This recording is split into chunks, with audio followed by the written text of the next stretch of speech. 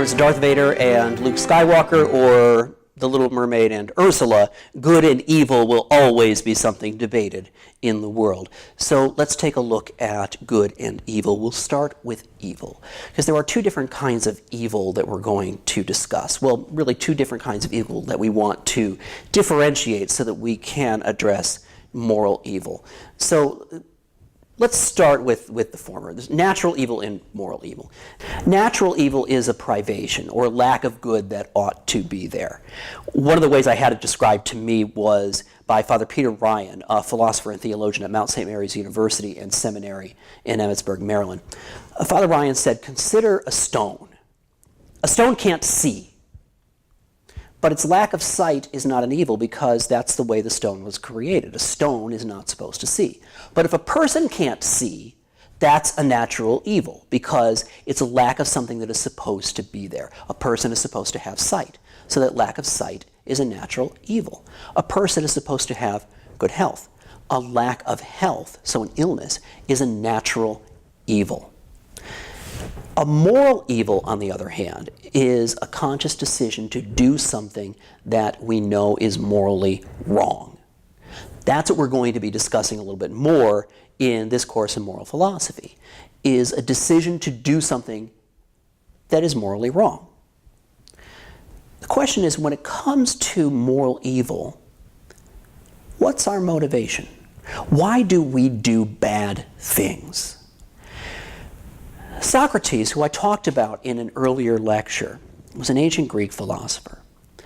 And when he examined morality and when he examined the reason for doing bad things, he used a term called ignorance.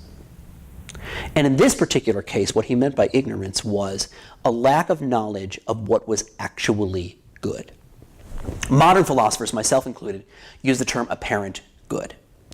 So what we mean by that is when somebody does something that is morally wrong, we actually have a motivation that we believe to be good. It might not actually be good, but we have a motivation that seems to be good at the time. I'll give you an example. Let's use a person, we'll call her Betty. And Betty finds out that her boyfriend has been cheating on her. So she's very hurt. She's emotionally hurt. She feels betrayed. So she wants her boyfriend to feel hurt as well, so he may understand what she is going through. She believes he should be punished for having done something wrong. So she takes a tire iron and she breaks every window in his car. Now, taking a tire iron to somebody's car and breaking every window is a morally bad thing to do. In retrospect, Betty probably feels that that was not the morally right thing to do.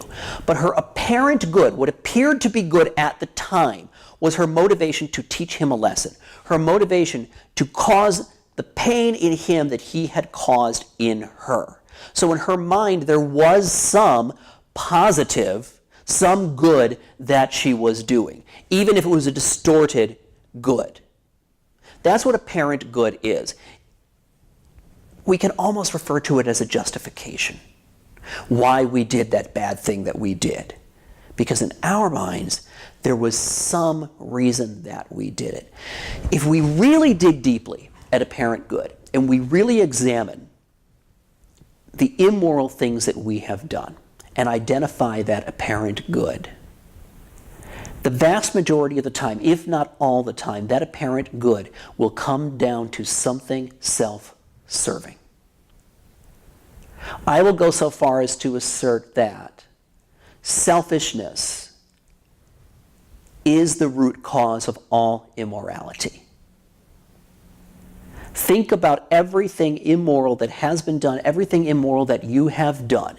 Trace back the very root cause, the very root motivation, your apparent good. It most likely was something self-serving.